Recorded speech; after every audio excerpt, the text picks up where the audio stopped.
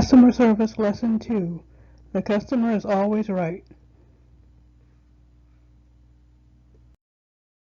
But more accurately, the customer is not always right.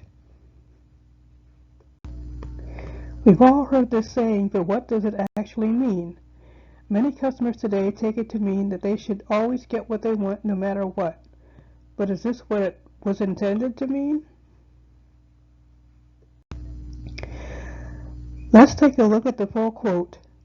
The original quote was the French, and I'm not going to butcher that by trying to pronounce it, but it translates into the customer is never wrong. The full English version is rule number 1, the customer is always right. Rule number 2, if the customer is wrong, please refer to rule number 1. The exact meaning of the saying is to assume the customer is right until it's plain beyond question that he is not. In fact, the quote, "the customer is always right" in English has been traced back to an article in the Boston Sunday Herald and the Boston Globe in September 1905 about the Chicago retailer Marshall Field.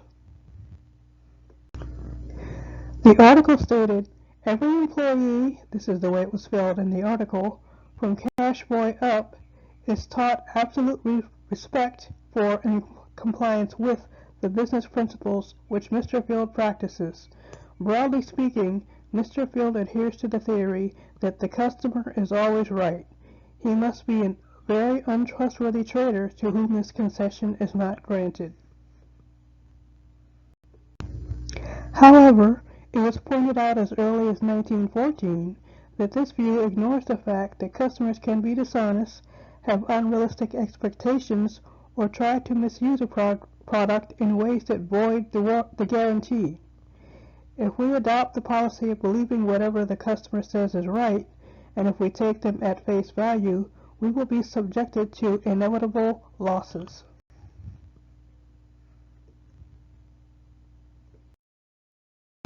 Ultimately, each business that deals with the public must decide what this quote means to their business. I personally take it to mean that the customer deserves the best customer service the business can provide. So this is where the phrase came from and what this phrase actually means.